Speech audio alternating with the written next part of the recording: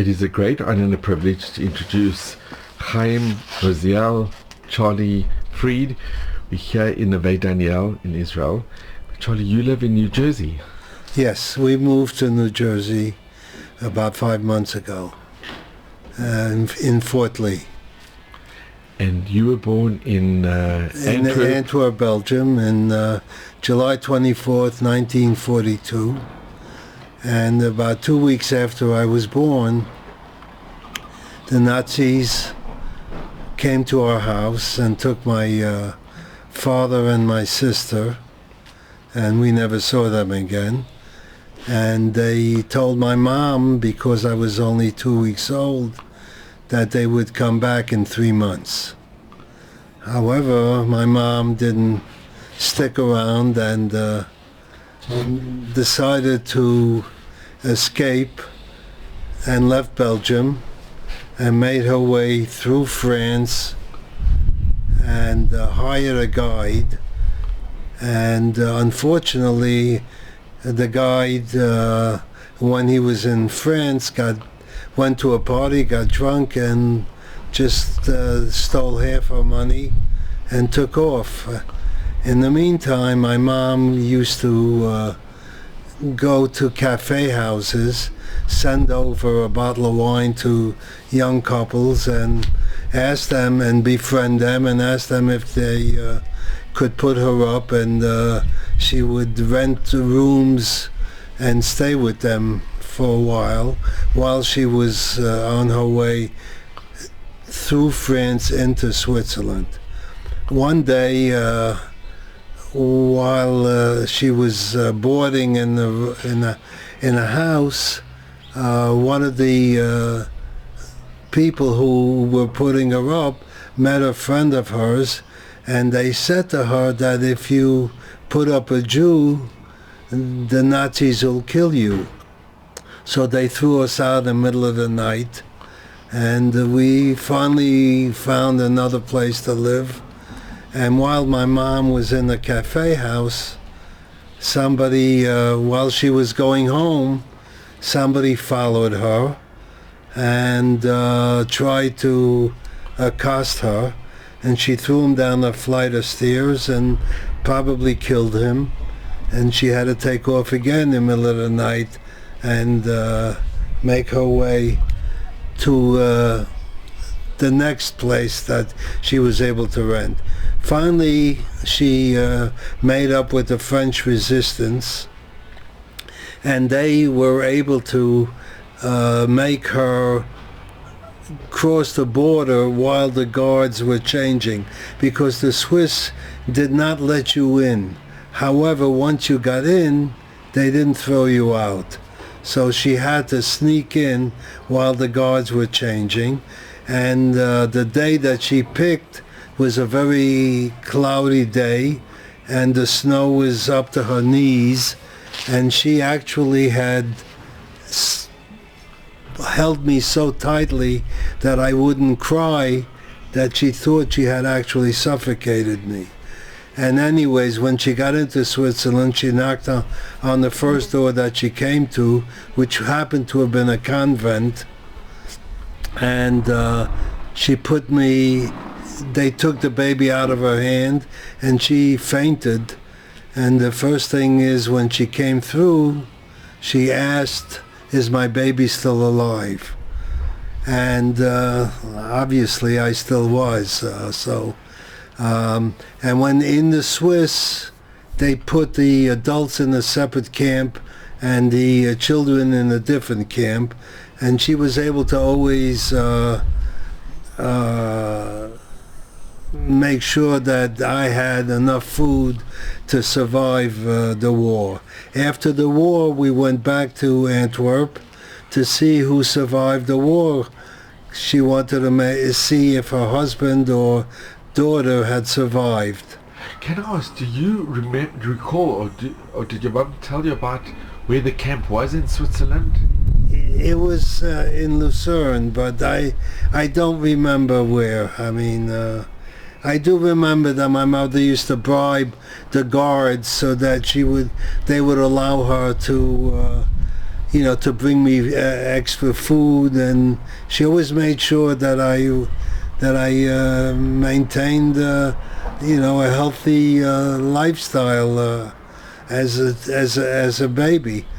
And when we were 3 years old, we came back to Belgium. And what did your mother do when she was in Switzerland? She worked. They made her work. I mean, she did odd jobs for whomever asked her to. But we did survive the 3 years that we were in Switzerland. And when we came back... Did you have any recollections, or no? You were too small. I was 3 when I left Switzerland. I mean, and came back to Antwerp. And the reason we came back is to see who survived. Unfortunately, my father and sister, whose name was Rachel, did not survive. How old was your sister when she was 10 years old when she was taken by the Nazis? As a matter of fact, my mother she hadn't given birth in quite a while, and went to a Rebbe, the Vishnitzer Rebbe, to see if he could give her a bracha to have a child. And as it turns out, he said to her, "You're going to have a child." And she said, "No, I want you to guarantee me I'll have a boy." And he said, "No, you're going to have a child."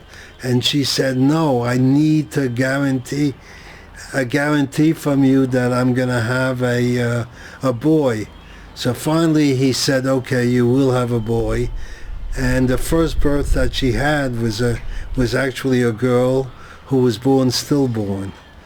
So she did not survive, and then a year later I was born. And unfortunately, it was during the war. Do you know what happened to your father and your sister? They were taken to Auschwitz, and we never heard from them again. And the yahrzeit that I've been given is Erev Rosh Chodesh Tammuz, which I was told that Erev Rosh Chodesh is like Yom Kippur cotton, and therefore that's the yahrzeit that they give to, if you don't know the actual date that your family was killed. One of my grandmother was killed by the Nazis. My grandfather from my father's side, grandmother and grandfather were killed by the Nazis. About 25 or 30 of my first cousins were killed by the Nazis. Nobody actually survived except those that left for Israel before the war. When my mother, while I was in Antwerp, my mother put me in the orphanage for Tiefenbrunner, and also she came to America and got remarried. But she forgot to tell her husband that she had a child back in Antwerp. So when he found out, he actually did give her a hard time to bring me back to the States, but she was able to take care of whatever paperwork was needed, came back to Antwerp, took me out of the orphanage, and brought me to America. Can I ask, what is your earliest recollections? The earliest recollections I have is actually walking in the streets in Antwerp and seeing children holding hands with mother and their father, and me not being able to hold hands with my father. I mean, that's the only recollection I have of Antwerp. I do know where we lived before I came to the States, and that was 44 Mercatorstrasse, which was across the street from the railway station. And that's about the only thing. I do remember going to yeshiva in Antwerp. The first grade was Takamania, and the second grade was, I don't remember the name, but That I do remember. And then we came to the States. How long were you in the orphanage? 9 months. And what is your recollections of the orphanage? I loved it. I was like I was in camp. I actually always liked being away in camp, and I loved the orphanage. The only recollection I have are good ones. I mean, I do not remember ever feeling abandoned or... And Tiefenbrunner, you remember him? I do remember Mr. Tiefenbrunner. They say he dedicated his life to He did, yes. I still have a picture of him with his little spitz beard. And his wife, did you ever meet his wife, or did she... I mean, that I don't remember. And the children, did you make a lot of friends? I did. As a matter of fact, I was always a happy-go-lucky person, and one of the people two of the people actually, that I saw at the orphanage when they came to America, I was actually in contact with them. One was my very good friend's sister, and one was a gentleman named Yaakov Singer. So I did meet some of the people that I had met or known in the orphanage. And when your mom left to go to America, how old were you? I was 8 years old. And I came to the States when I was 8.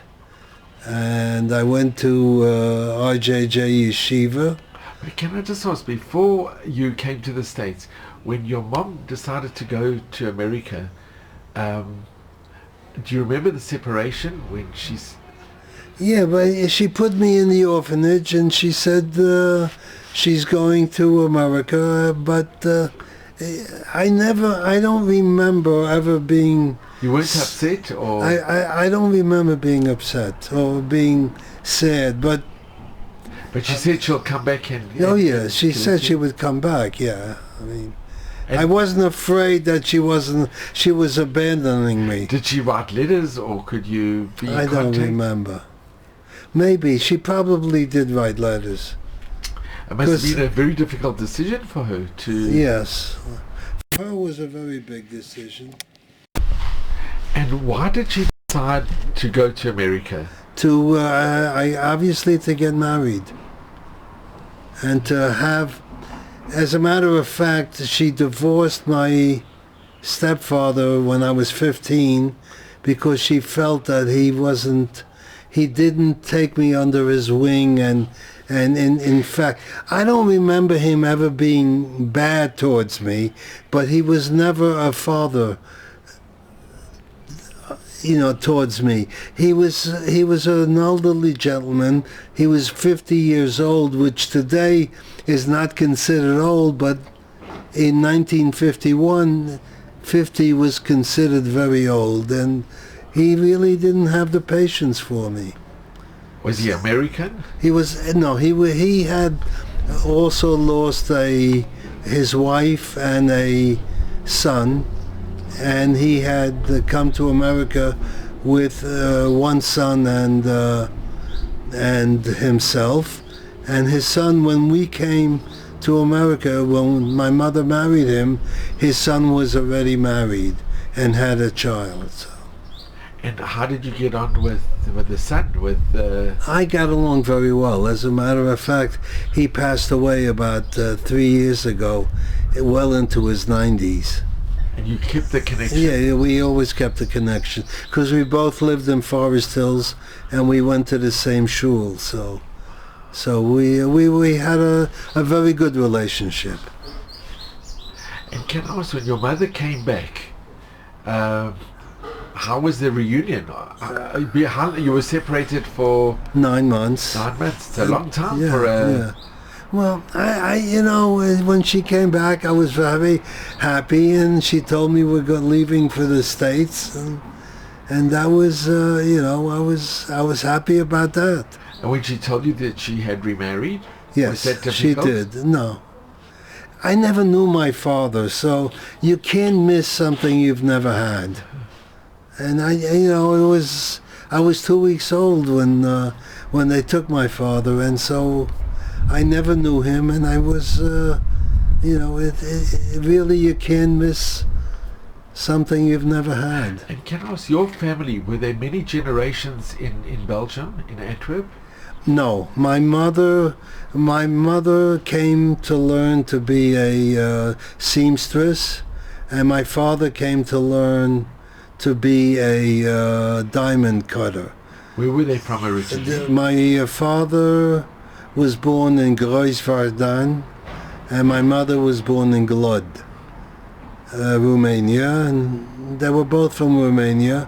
As a matter of fact, they met while they were both apprentices, and my mother used to put little chocolates on his pillow, and that was the way that, she got to meet him, and she actually sent someone to ask her father to set up the shidduch, because in those days you didn't meet somebody and not have the shidduch set up.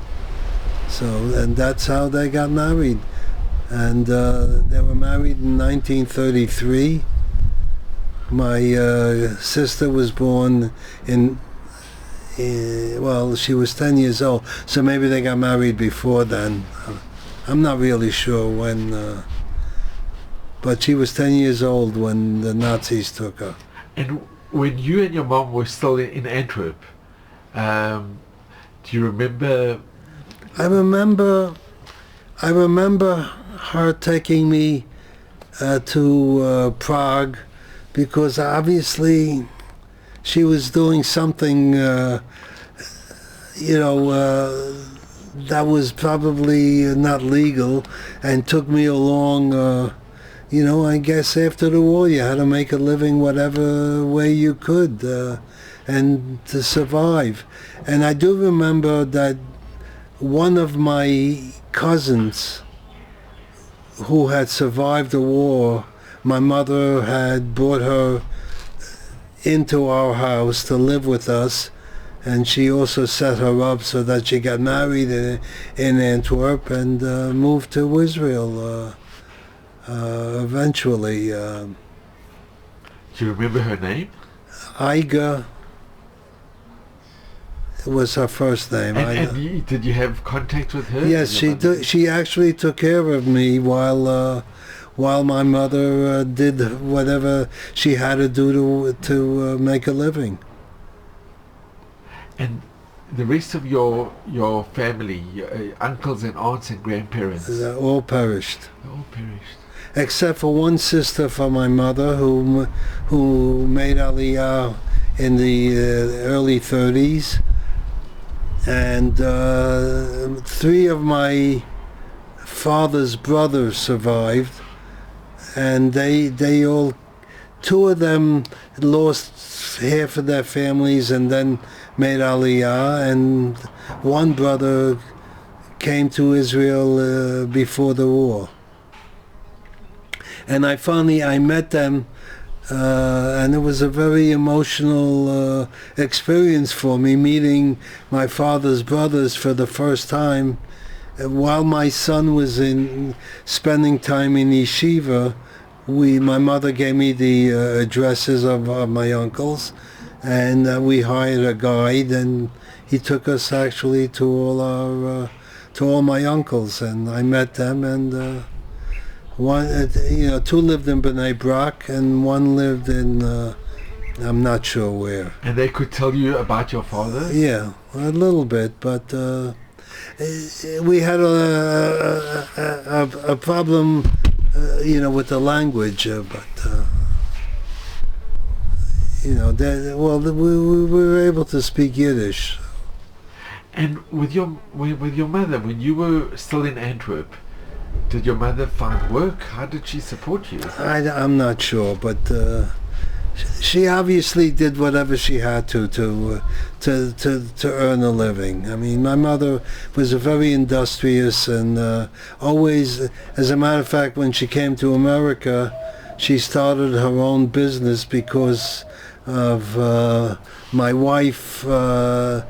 She didn't like who my wife was working for, so she started her own business and took my wife into her business.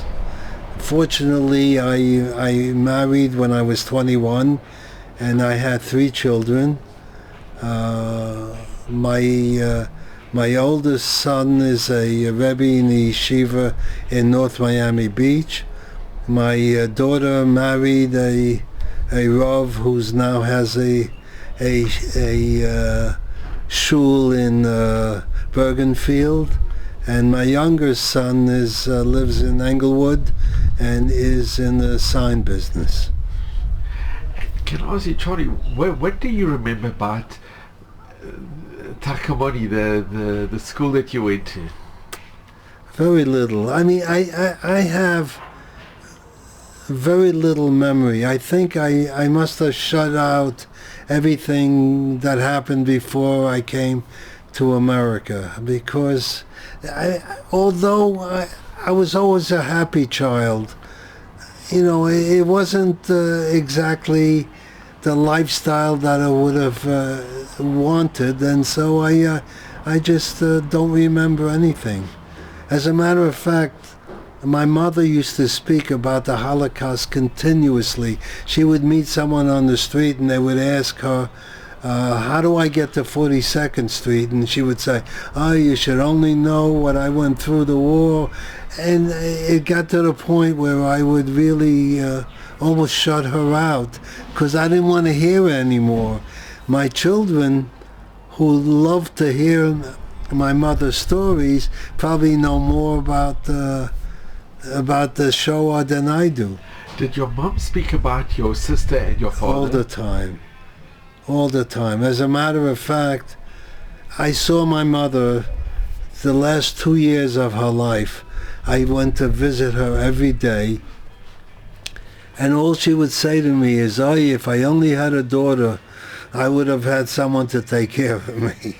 So, my mother never forget. And as a matter of fact, one day from Wiedergutmachen, she received probably a letter addressed to the wrong person with my sister's name on it. And for a while I kept saying to her, did you check to see if this is in fact your daughter? And she wouldn't check because she was afraid that she would be disappointed one more time.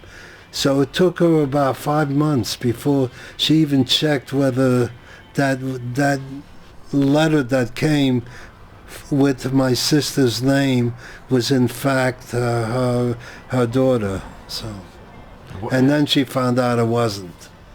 And can I ask, did your mother ever inquire Yad Vashem what happened, or if the finality that they were actually murdered? Well, I guess, she did, but she never discussed that part with me. But I'm sure she did, and she claimed that people saw him walking to the gas chamber. So I don't know. And Charlie, have you ever been to Poland? I've never. Actually, to where? To Auschwitz or to Poland? No. And would you ever go? I don't think so. And your children? No, they have not. But I don't know if they would go. They might. But I have been to Yad Vashem.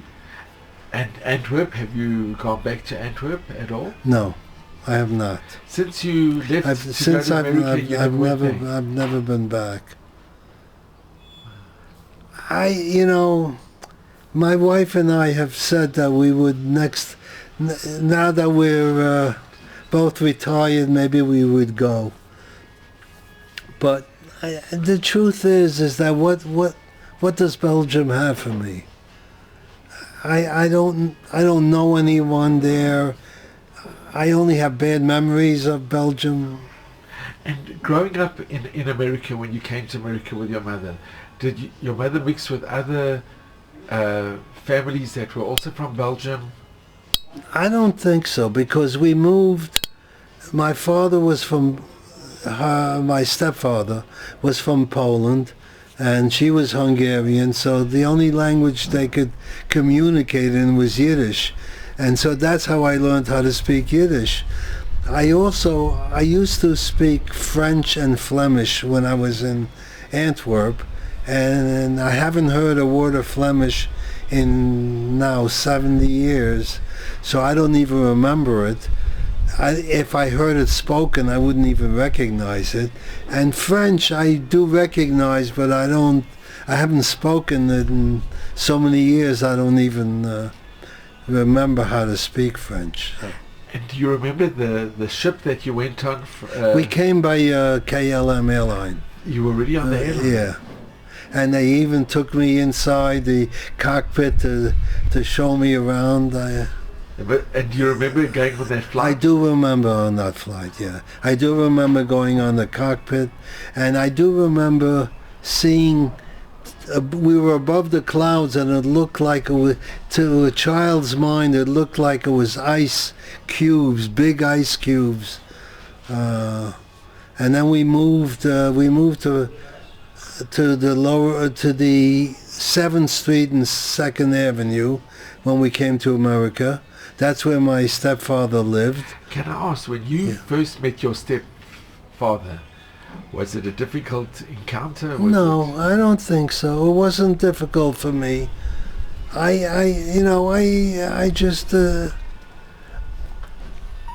was never an unhappy child, and therefore, when I met him, it was just, okay, he's my mom's husband. I mean, again, because I never knew my father, it wasn't a difficult transition to meet my father, my stepfather. And did you ever blame your mother or say, why did you leave me? Why did you? No, never. That's I knew what she had to do. My mother was so industrious and took care of everything. I mean, it was amazing what she went through. Because it must have been difficult for her. It was very difficult for her, always. And she just managed, she always managed. I didn't get along with my mother because she would start every conversation with, now don't get upset when I tell you this. And I was already upset. I mean, even when I was older, she would always start, and unfortunately, I now regret the fact how I got along with my mom. I mean, it was a very difficult thing. Was she particular that you had to finish your meals, that you couldn't leave? Yes. She was always. I mean, she would cut up steak and feed me when I was 15 years old. I mean, it was just, she was always on top of me. Very protective. Very protective. Extremely protective. And she never had more children? No. As a matter of fact, at one point while she was living with my, I was born when my mother was 36 years old. So she was not a young woman. When she was married? She was married, when she married my stepfather. And at one point she might have been pregnant, but because she did say to me, how would I like another? So I have to assume, but nothing ever came of it. So. And what do you remember about going to school, your first day at school? I learned the language very quickly. I spoke English after 2 or 3 months, and I was always accepted. I was always a wise guy, and I had a great sense of humor, and always made everybody laugh. And that's how I got along with everybody. I was a terrible student. I never did well as a student, but I always was able to make everybody laugh, and therefore I was always accepted. I never felt that I was bullied or made fun of, and I loved school. I mean, I loved the camaraderie, and unfortunately I went to a different school every year because my mother always felt that the bad element would find me, and so she'd never blame me, obviously, but she put me in a different school every year. Were there always Jewish schools? Yeah. Well, it was always yeshiva. And can I ask, did any of the kids ask you about being born in Europe or being a survivor? Early on, I was always treated well because of the fact that I was an orphan. I always found that people went out of their way for me, rather than, but no, I don't remember being questioned about it. And you had good rabbonim? Yes, always. I mean, no one ever mistreated me. I mean. And did any of the children ask you about being born in Antwerp or? Maybe, but those were only at the beginning. Maybe, but I don't remember.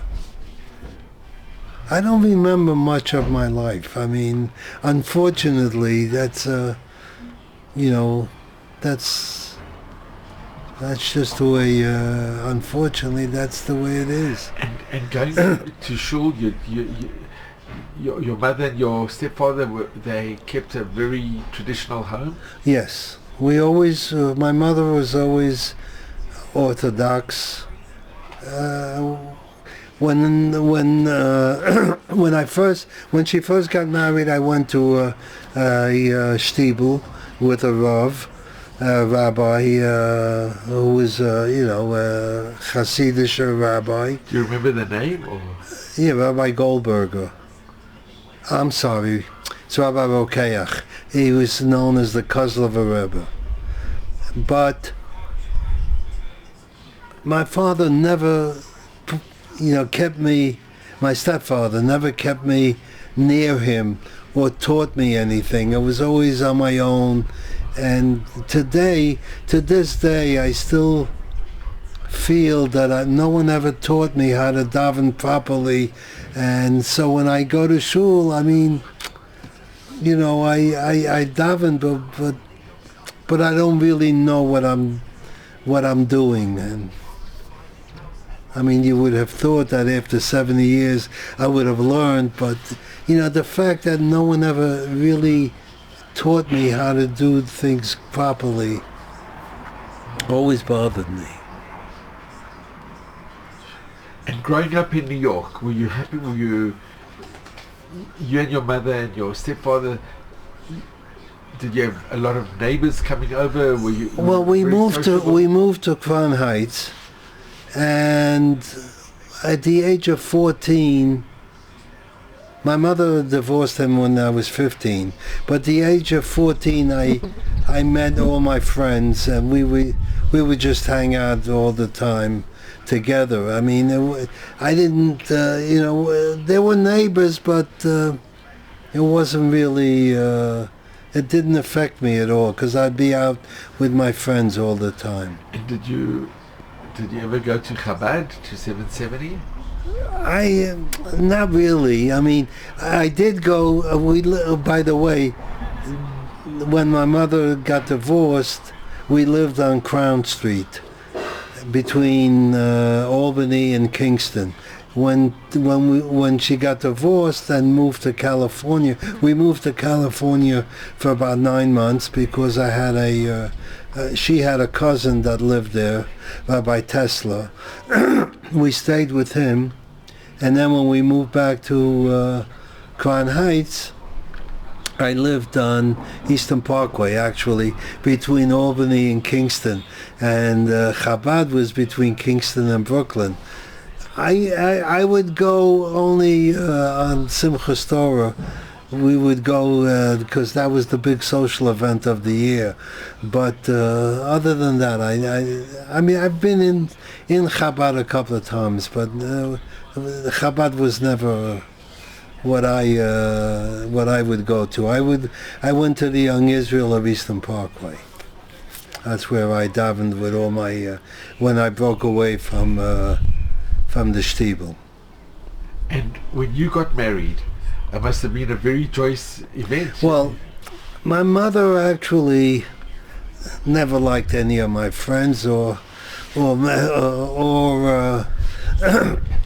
she knew that I was going to move to Forest Hills, because when I got engaged, my best friend moved there, and she not followed me but preceded me. So she moved to Forest Hills before I did. And then when I got married, I moved into Forest Hills. So we were she was there preceded me. And then when I got married at the age of 21. My late wife was also 21. And she passed away after we were married 37 years. Yeah, so she had cancer, and at your wedding, did you have the remaining relatives? Did some of the relatives come to the wedding? Yeah, very few relatives. We did not have many relatives. Most of the people were friends. We had very few relatives at our wedding. And when your daughter was born, your mother must have felt so joyful that she had a granddaughter, and grandsons as well. Yes, she was very happy. As a matter of fact, my son is named after my father, and my daughter is named after my grandfather from my wife's side, Leah, and my last son is named after her brother and my other mother-in-law's brother. Actually, my mother paid my son to name his daughter after her mother. Really? Yeah. So she was named, her name is Rachel Leah. Leah is my mother-in-law from my wife's side's mother, and Rachel is from her mother. And did you speak to your children about your experiences and your history? I did not. They got it all from my mother. Did they ask you? Did they? No. I don't remember them asking me. But because I never spoke about it to them. But if they would have asked, you would have told them? Oh, yeah, 100%. But they know your story now? Yeah, they do, because they know more than I do. Because they found my mother's story interesting, and they were able to talk to my mother passed away when they were adults already. It's a pity that with the Spielberg Foundation that it wasn't really... I know. They called me. I called the Spielberg Foundation when my mother was already in her late 80s, and I said to them, I don't know how much longer she has.